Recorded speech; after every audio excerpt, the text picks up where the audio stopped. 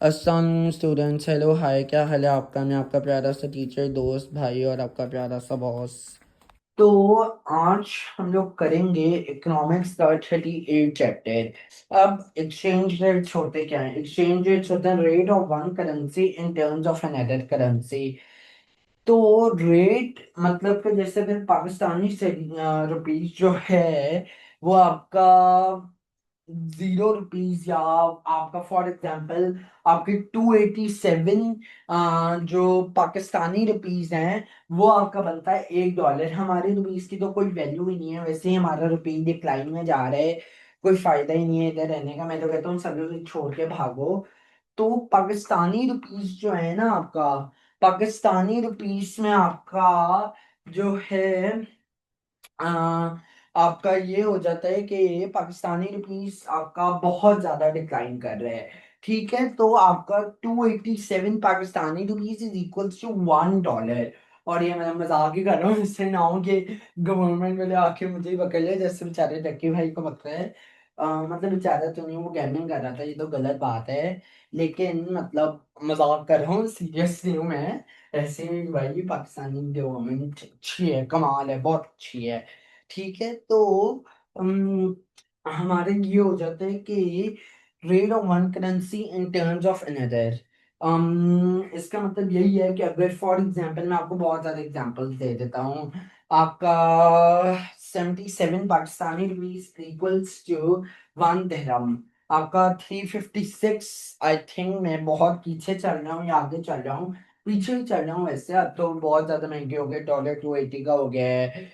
Pound जो है आपका वो आपका 370 कुछ का या 360 कुछ का हो गया है।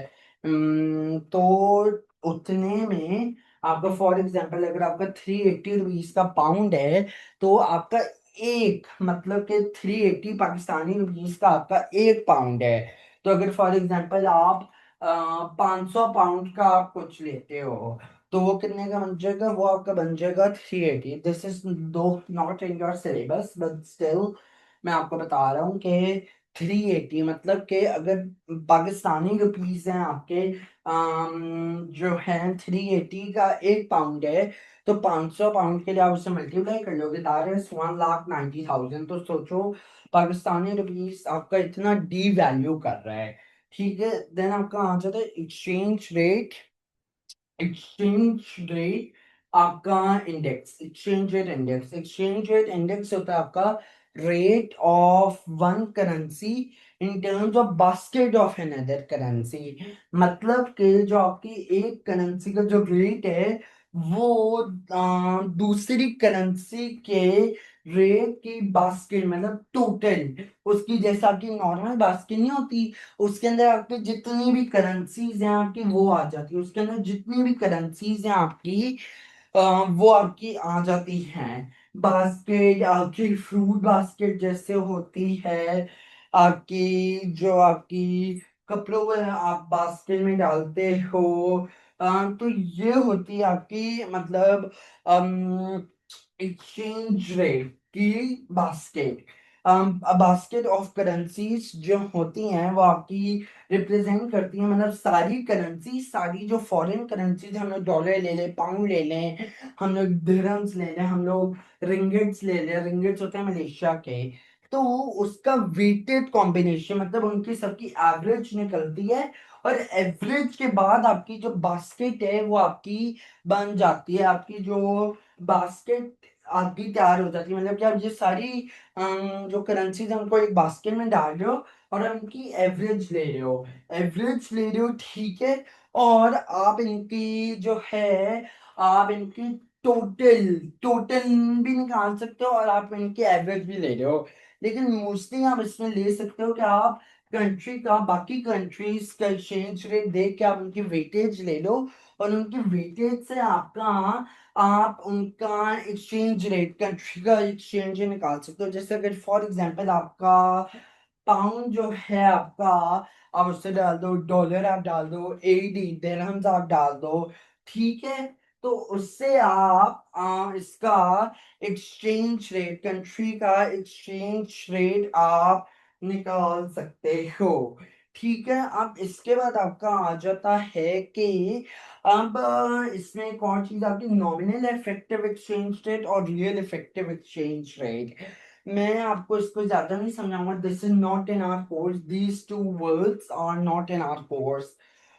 ये लेकिन आपका होता है कि मेजर करता है करेंसी की value against pounds, dollars, against trading partners. लेकिन this is not in our syllabus, the only thing that is in our syllabus exchange rate and exchange rate की जो आपका इंडेक्स होता है। अब जो आपका वेटेज है, वेटेज का आपका क्या मतलब होता है? वेटेज का आपका ये मतलब होता है कि वेटेज का आपका ये मतलब होता है कि proportion given to something in relation to the whole.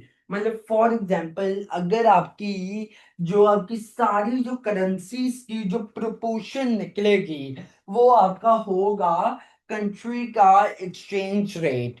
ठीक है, देन आपका आ जाता है कि फिक्स एक्सचेंज रेट क्या होता है? फिक्स एक्सचेंज रेट होता है आपका एक ही एक्सचेंज रेट है, वो चेंज ही नहीं होना, मतलब कि an exchange rate that is set at a particular level in terms of another currency. Floating exchange rate आपका होता है an exchange rate which changes frequently as it is determined by market forces. Revaluation आपकी क्या होती है? Revaluation आपकी आ जाती है फिक्स एक्सचेंज रेट में होती है, मतलब कि आपके rise in value of fix exchange rate, आपका फिक्स एक्सचेंज रेट बढ़ रहा है। डिवैल्यूएशन होती है आपके फिक्स एक्सचेंज रेट आपका गिर रहा है। देन आपका आ जाता है कि अगर आपकी जो मार्केट फोर्सेस है वो आपका एक्सचेंज रेट गिराता है, तो जो आपका सेंट्रल बैंक है वो आपका एक्सचेंज रेट बढ़ाता है करेंसी खरीद के और इंटरेस्ट रेट बढ़ाने से। जब क्योंकि आपका इंटरेस्ट रेट बढ़ेगा तो लोग जो हैं वो आपके लोन्स नहीं ले पाएंगे, जिसकी वजह से वो आपकी इनकम कम हो जाएगी, डिमांड कम हो जाएगी। और वैसे जो आपकी लोन्स हैं वो आपके इनकम में नहीं आते, लेकिन आप इसे ये कह सकते हो लोन्स नहीं ले पाएंगे, जिसकी वजह से उनकी डिमांड कम हो जाएगी। जब डिमांड कम हो जाएगी तो आपकी सरप्लस हो जाएगा, मतलब कि आपकी सप्लाई बहुत ज्यादा हो जाएगी। ठीक है, तो उसकी वजह से आपका जो एक्सचेंज रेट है वो आपका बढ़ेगा। ठीक है, देन आपका आ जाता है कि देन आपका ये आ जाता है कि जब आपका जो है जब आपका जो है कि जो आपका मार्केट फोर्सेस जब आपका एक्सचेंज रेट को बढ़ाती हैं, तो सेंट्रल बैंक लेकिन प्राइस को कांस्टेंट रखना चाहती हैं, तो वो बेचते हैं करेंसी, तो आपकी प्राइस कांस्टेंट रहती है करेंसी की। और एक और तरीके से आपका जो एक्सचेंज रेट है वो आपका बढ़ता है कि मतलब बाय करेंसी कर लो या आप रेज एक्सचेंज इंटरेस्ट रेट्स, तो इन दोनों को आप बढ़ा दो। ठीक है, देन आपका आ जाता है कि आपकी जो वो है एप्रिसिएशन आपकी किससे होती है? एप्रिसिएशन का मतलब है कि आपकी डिमांड जो है वो आपकी बढ़ रही है। ठीक है, डिमांड आपकी मतलब फ्लोटिंग एक्सचेंज रेट आपका बढ़ रहा है, डेप्रिसिएशन होती है फ्लोटिंग एक्सचेंज रेट आपका गिर रहा है, जो वेरी कर रहा है, चेंज हो रहा है। अगर 1 रुपए से 2 रुपए पे जा रहा है, वैसे कभी होता नहीं है, 2 रुपए से 3 रुपए पे जा रहा है, देन आपका ये आ जाता है कि एप्रिसिएशन का मतलब है डिमांड आपकी करेंसी की बढ़ रही है, सप्लाई कम है। ठीक है, शॉर्टेज अगर हो रही है, डिमांड ज्यादा हो रही है, लोग ज्यादा खरीद रहे हैं, शॉर्टेज अगर हो रही है, और शॉर्टेज अगर होने की वजह से आपकी जो प्राइस है वो कंट्री बढ़ा रही है एक्सचेंज रेट की, देन डेप्रिसिएशन आपकी होती है कि आपका डिमांड जो आपकी वो बहुत कम है लेकिन सप्लाई ज्यादा है, उसकी वजह से सरप्लस ऑकर हो रहा है। सरप्लस को प्रिवेंट करने के लिए, खत्म करने के लिए प्राइस को कम कर देते हैं ताकि लोग ज्यादा से ज्यादा करेंसी खरीदें, और एप्रिसिएशन में लोग करेंसी ना खरीदें तो प्राइस बढ़ जाती है करेंसी की। देन आपका ये आ जाता है कि आपका speculations, foreign direct investment, then आपका export revenue, import expenditure, then आपका ये आ जाता है कि और सेंट्रल बैंक एक्शन, मतलब जो लोन्स को आपका देना या कम इंटरेस्ट रेट को डिफर करना, या आपका इसमें बस मनी सप्लाई आ जाता है और इंटरेस्ट रेट आ जाता है और आपका लोन्स आ जाते हैं, और जो कमर्शियल बैंक्स को सेंट्रल बैंक्स आपका सारी पॉलिसीज देते हैं अपनी। तो इससे आपका क्या होता है, इससे आपका जो एक्सचेंज रेट है वो आपका इन्फ्लुएंस होता है।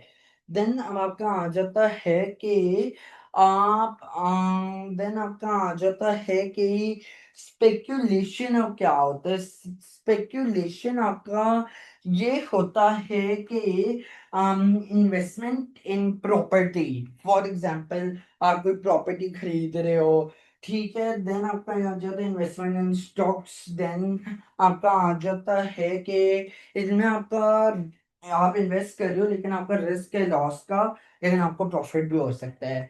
देन आपका आ जाता है कि देन आपका ये आ जाता है कि आपका जो एप्रिसिएशन होती है आपके एक्सचेंज रेट के, अभी मैंने बताया कि क्योंकि आपका करंट अकाउंट सरप्लस होता है, एप्रिसिएशन होती है आपके एक्सचेंज रेट की, एक्सपोर्ट रेवेन्यू एक्सीड करे इंपोर्ट एक्सपेंडिचर को। और इसके बाद आपका ये आ जाता है कि आपका जो आपके एक्सपोर्ट रेवेन्यू आपके एक्सीड कर इंपोर्ट एक्सपेंडिचर को, देन है आपका डिमांड बढ़ी है, आपकी सप्लाई गिरी है और प्राइस को बढ़ा देते हैं क्योंकि शॉर्टेज हो रही है, तो उसे खत्म करने के लिए वो प्राइस बढ़ा देते हैं ताकि लोग प्रोडक्ट खरीदना बंद कर दें या चलो कम कर दें। देन आपका ये आ जाता है कि जो आपका ये होता है कि जब लोग ज्यादा कंट्री में इन्वेस्ट करते हैं, पैसा भेजते हैं, तो उससे भी आपके एक्सचेंज रेट की अप्रिसिएशन होती है, आपका एक्सचेंज रेट बढ़ता है। ठीक है, देन आपका यह आ जाता है कि जब आपका एक्सचेंज रेट जब आपका बढ़ता है तो आपकी एक्सपोर्ट प्राइसेस फॉरेन करेंसी में आपकी बढ़ती हैं, तो एक्सपोर्ट्स गिरती हैं। इंपोर्ट प्राइसेस आपकी फॉरेन करेंसी में आपकी जो हैं वो आपकी फॉरेन करेंसी में आपकी इंपोर्ट प्राइसेस आपकी गिरती हैं और आपके इंपोर्ट्स बढ़ती हैं। Import prices is a different thing and imports is a different thing. Imports होती हैं आपकी कि आप कितने प्रोडक्ट्स इंपोर्ट कर रहे हो, और इंपोर्ट प्राइसेस होती हैं आपकी किस प्राइस पे आप वो प्रोडक्ट इंपोर्ट कर रहे हो। देन आपका जब एक्सचेंज रेट गिर रहा है तो आपकी डिमांड बढ़ी है, एग्रीगेट डिमांड बढ़ रही है, उससे आपका आउटपुट बढ़ रहा है, प्रॉफिट बढ़ रही है, सेल्स बढ़ रही है, रेवेन्यू बढ़ रहा है, देन आपका जीडीपी बढ़ रहा है और उससे आपकी इकोनॉमिक ग्रोथ बढ़ रही है। देन आपका क्या आ जाता है कि जब डिमांड आपकी इलास्टिक है, बेशक प्राइस ऑफ करेंसी आपकी बढ़ रही है लेकिन आपकी जो रेवेन्यू है वो गिरेगा। लेकिन जब डिमांड इन इलास्टिक है तो उसमें आपका ये हो जाता है कि जो आपकी डिमांड बढ़ेगी रेवेन्यू बढ़ेगा आपकी इकोनॉमी का। ठीक है, देन आपका ये आ जाता है कि जब आपकी एम्प्लॉयमेंट बढ़ रही है तो उसकी वजह से आपका इन्फ्लेशन प्रेशर बढ़ रहा है क्योंकि आपकी इनकम्स बढ़ रही हैं और वो प्रोडक्ट्स उसकी वजह से ज़्यादा खरीदेंगे तो फर्म प्राइसेस बढ़ा देंगे, तो इन्फ्लेशन बढ़ रही है, इन्फ्लेशन प्रेशर बढ़ रहा है। फिर जो आपके इम्पोर्टेड रॉ मटेरियल्स हैं वो आपके एक्सपेंसिव हो रहे हैं फर्म्स का, और उसकी वजह से फर्म्स के कॉस्ट ऑफ प्रोडक्शन जो है वो आपकी बढ़ रही है। देन आपका आ जाता है जो आपकी डिमांड फॉर इम्पोर्ट्स हैं वो आपकी बढ़ रही है, डिमांड फॉर एक्सपोर्ट्स आपकी गिर रही हैं। और जब आपकी डिमांड फॉर एक्सपोर्ट गिर रही है तो आपकी डिमांड फॉर करेंसी आपकी गिरेगी, सप्लाई आपकी बढ़ रही है करेंसी की, एक्सचेंज रेट कम होगा और export revenue on import expenditure आपका इक्वल करेगा।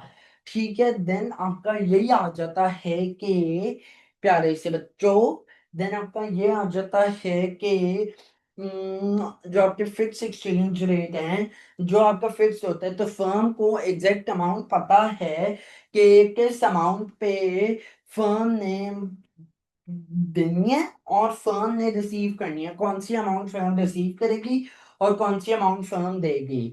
देन आपका आ जाता है जब आपका फ्लोटिंग एक्सचेंज रेट होता है, फर्म को और लोगों को पता ही नहीं है कि शायद आगे जाके प्राइस गिर जाए तो वो अभी नहीं प्रोडक्ट खरीदेंगे, सेल्स गिरेंगी, रेवेन्यू गिरेगा, टैक्स रेवेन्यू गिरेगा, प्रॉफिट्स गिरेंगे, तो उनका जीडीपी गिरेगा और इकोनॉमिक ग्रोथ गिरेगी, और इकोनॉमिक ग्रोथ जब गिरती है इसका मतलब है रिसेशन हो रहा है।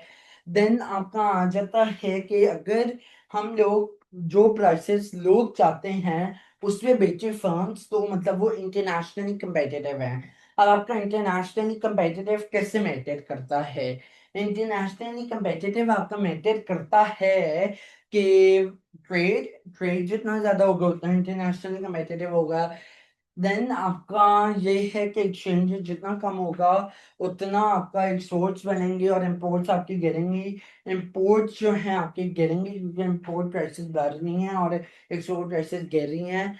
ठीक है, देन आपका आ जाता है quality of education and training, then spending expenditure on research and development. Then आपका आ जाता है कि कितनी रिसर्च एंड डेवलपमेंट हो रही है, कितनी आपकी एजुकेशन एंड ट्रेनिंग मिल रही है, एंड डेवलप्ड इंफ्रास्ट्रक्चर, कितना आपका इंफ्रास्ट्रक्चर डेवलप्ड है, क्योंकि बाहर बहुत ज़्यादा इंफ्रास्ट्रक्चर डेवलप्ड है। तो वो ये देख के आप इंटरनेशनली competitive हो जाते हो। वैसे पाकिस्तान मतलब कि अगर गवर्नमेंट माइंड ना करे, लेकिन पाकिस्तान इंटरनेशनली competitive, मतलब मैं पढ़ाने के लिए कह रहा हूँ, पाकिस्तान इंटरनेशनल competitive नहीं है, क्योंकि इधर अब जाके आपका थोड़ा थोड़ा इंफ्रास्ट्रक्चर डेवलप जो है वो आपका हो रहा है, लेकिन कहीं में देखो सड़कें टूटी हुई हैं, इनमें खड्डे हैं, फिर उसकी वजह से आपका जो है इंटरनेशनल कम्पिटिटिव नहीं है। देन इधर काफी गांव बहुत ज्यादा हैं, तो इसकी वजह से जो आपका इंटरनेशनल कम्पिटिटिव हो ही नहीं सकते। मल्टीनेशनल कंपनीज बड़ी जगह पर खोलते हैं, फर्म्स आपकी बड़ी जगह पर खोलना प्रेफर करते हैं, छोटी जगह पर कभी नहीं करते। इधर अब जाके ट्रेनिंग मरियम नवाज और वो आपके शबाज शरीफ दे और नवाज शरीफ आपके दे रहे हैं, लैपटॉप्स दे रहे हैं और रिसर्च एंड डेवलपमेंट कर रहे हैं, एजेंसीज बना रहे हैं, लेकिन पहले नहीं थी। और इसकी वजह से जब नहीं होंगी तो इसका मतलब है आपका इंटरनेशनल कम्पिटिटिव नहीं है, क्योंकि बाहर सब कुछ है, ट्रेड भी बाहर ज्यादा है, एक्सचेंज रेट भी बाहर जो है वो कम है, मतलब कि इस लेवल पे है कि आपका इंटरनेशनली कम्पिटिटिव है, लेकिन पाकिस्तान में नहीं है। देन आपका आ जाता है अब हो गया है, लेकिन पहले नहीं थे, या अभी भी लाइक कुछ चीजें जो हैं वो आपकी हैं, जैसे इंफ्रास्ट्रक्चर डेवलप नहीं है। देन आपका रिसर्च एंड डेवलपमेंट में आपकी हो रही है, लेकिन बहुत कम है, तो हम लोग उसे नहीं कंसिडर करेंगे। एजुकेशन एंड ट्रेनिंग में आपका वोकेशनल इंस्टीट्यूट अभी एक खुला है, मतलब बहुत टाइम हो गया लेकिन खुले, तो लेकिन बस एक ही खुला है ना, तो बहुत कम है, तो उसकी वजह से हम लोग पाकिस्तान को इंटरनेशनली कम्पिटिटिव नहीं कंसिडर करते।